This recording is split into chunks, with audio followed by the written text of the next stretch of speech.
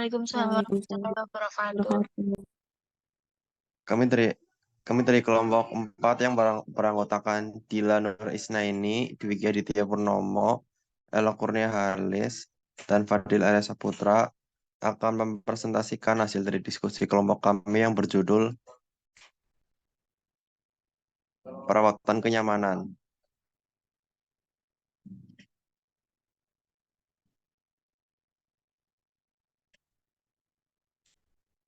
Bab ini membahas keterampilan dasar dan prosedur yang dapat digunakan oleh perawat untuk meningkatkan kenyamanan dan menghilangkan rasa sakit, termasuk terapi tidak terbatas pada metode non-farmakologi seperti teknik relaksasi, pijat, stimulasi syaraf listrik, transkutan atau TENS, dan terapi panas atau dingin.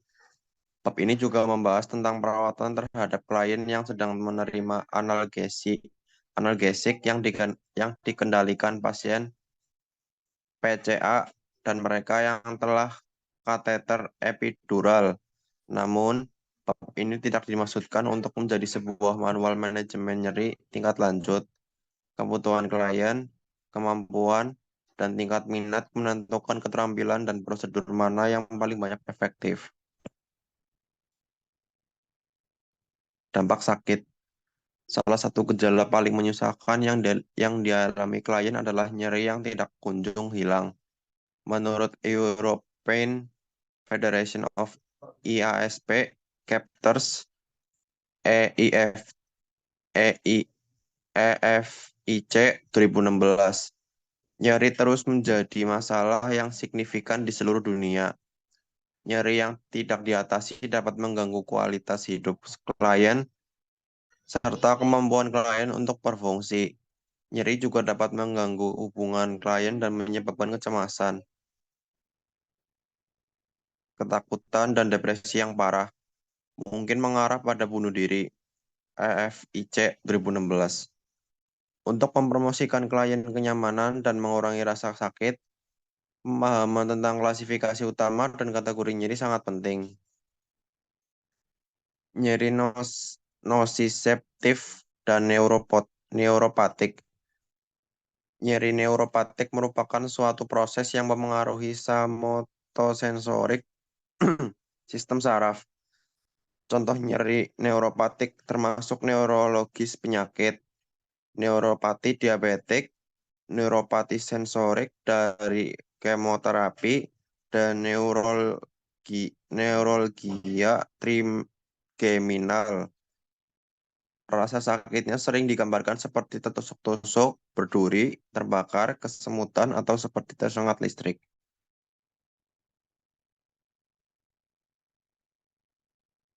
Nyeri akut dan kronis.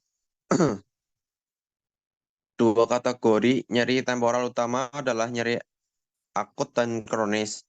Seperti dijelaskan pada tabel 7,2. Nyeri akut biasanya terjadi dalam waktu singkat setelah kejadian atau kejadian tertentu. Sedangkan nyeri nyeri kronis mungkin lebih sulit untuk dinilai dan mungkin beresiko lebih tinggi untuk tidak mendapat pengobatan. Nyeri akut. Karakteristik utama. Serangan tiba-tiba seringkali terdefinisi dengan baik, durasi lebih pendek, hari, minggu, kurang dari 3 bulan. Biasanya disebabkan oleh penyakit atau cedera akut. Nyeri kronis. Persisten, terus-menerus, atau berulang. Seringkali tidak jelas dan tidak lega. Durasi lebih lama, biasanya lebih dari 6 bulan. Etiologinya mungkin tidak diketahui atau kurang dipahami.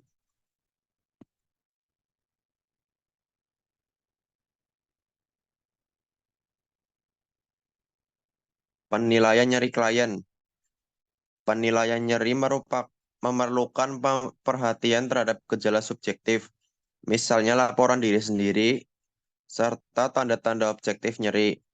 Misalnya, laporan nyeri yang dirasakan klien sendiri, seperti saya merasa tidak nyaman ketika saya membalikkan badan, adalah bagian dari penilaian subjektif dan biasanya merupakan indikator nyeri yang paling dapat diandalkan. Penting juga untuk mempercayai rasa sakit klien. Contoh alat nyeri yang digunakan untuk penilaian dari rasa sakit. Untuk menilai dan mengukur nyeri secara akurat, digunakan alat nyeri. Alat nyeri adalah istilah umum yang mungkin mencakup skala, gambar, atau kuesioner. Karena berbagai alat nyeri tersedia, perawat harus memilih alat yang paling tepat. Namun, klien nonverbal atau klien yang memiliki gangguan kognitif mungkin memerlukan skala perilaku, seperti daftar periksa nyeri, daftar periksa nyeri nonverbal indikator, atau CNPI yang mengukur perilaku nyeri. Selanjutnya akan dibacakan oleh Mbak Dila.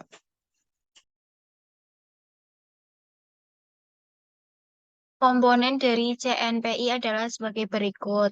A. Keluhan vokal, misalnya erangan, rintihan, menangis, terengah-engah, atau mendesah. B. Wajah meringis, misalnya alis berkerut atau gigi terkatup. C. Penahan, misalnya mencengkeram atau berpegangan pada rel tempat tidur. D. Kegelisahan, misalnya gerakan tangan yang terus-menerus bergeser, bergoyang, menggosok atau memijat daerah yang terkena. F. Ekspresi verbal misalnya aduh atau sakit. Menggunakan tindakan relaksasi untuk promosikan kenyamanan.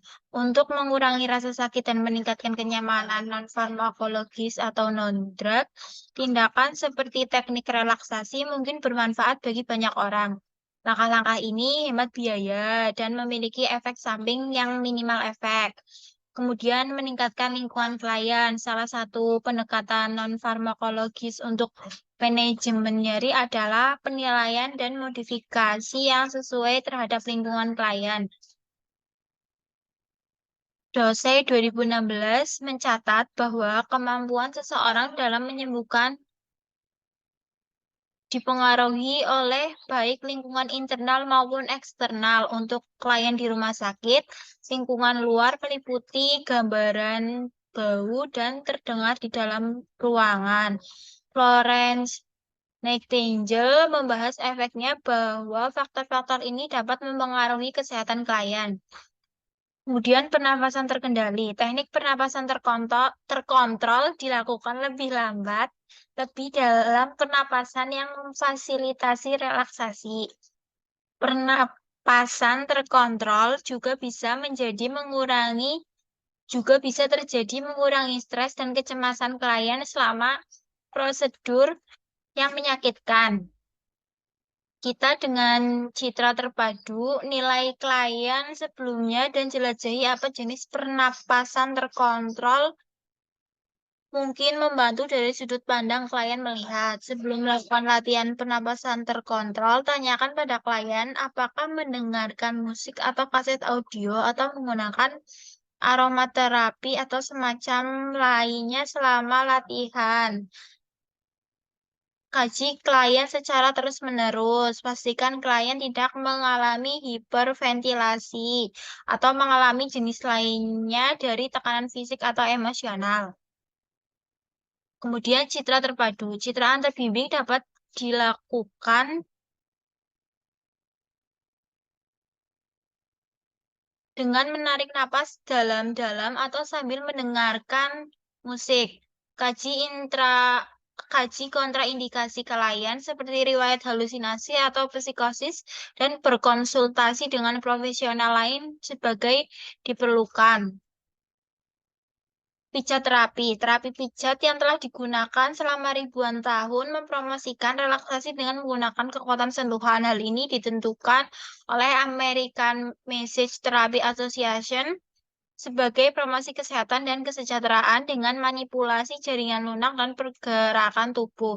Sebagaimana dibahas dalam kotak 7.2, pijat punggung dengan gaya lambat dapat meningkatkan psikologi dan fisiologi indikator relaksasi. Selain mengurangi kecemasan, membaik suasana hati, dan meningkatkan kualitas tidur, pijat juga dapat meningkatkan suasana hati klien, sirkulasi, mengurangi ketegangan, dan mengendurkan otot dan saraf.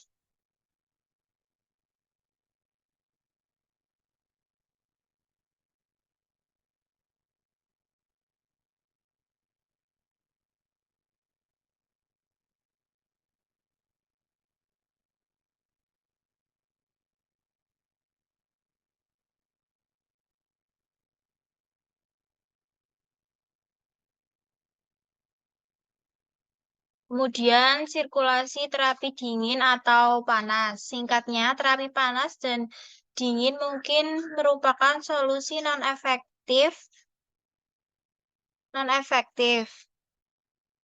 Metode farmakologis untuk mengurangi rasa sakit dan ketidaknyamanan. Ketika menggunakan terapi panas dan dingin, tiga konsep penting yang paling penting adalah keakuratan, keselamatan, dan pemeliharaan kesehatan. Konsep-konsep penting ini juga saling terkait untuk mengurangi resiko cedera dan kerusakan kulit integritas.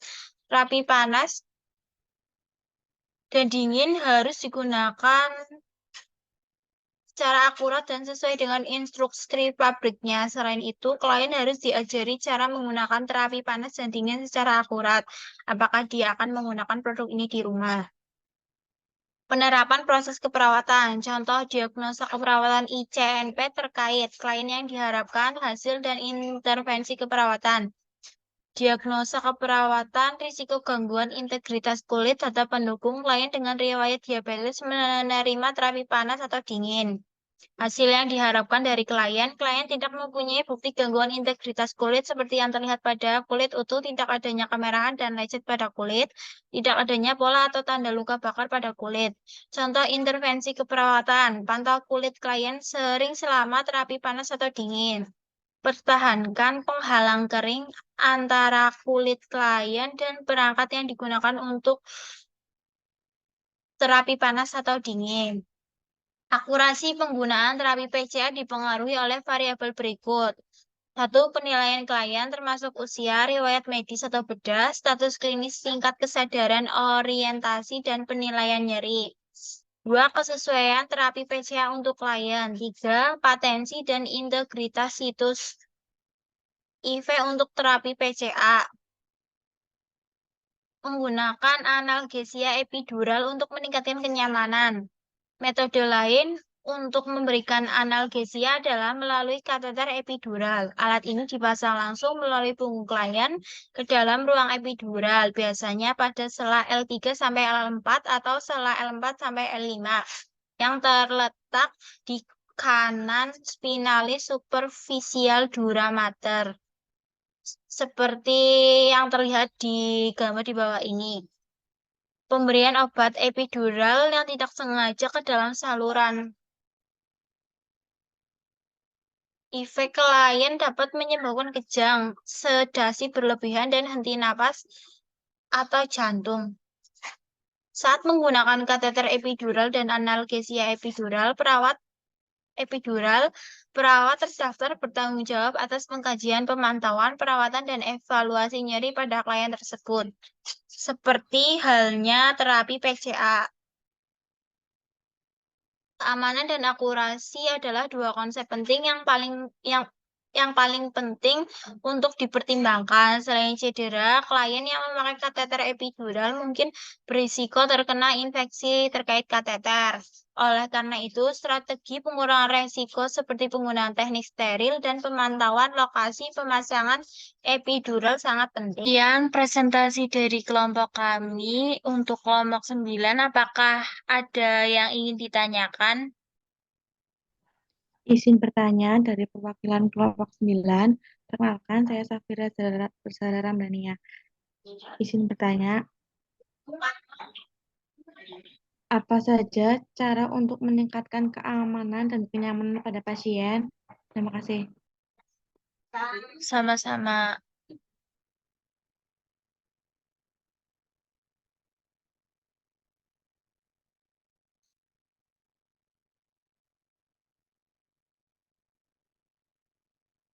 Saya akan menjawab pertanyaan dari kelompok 9.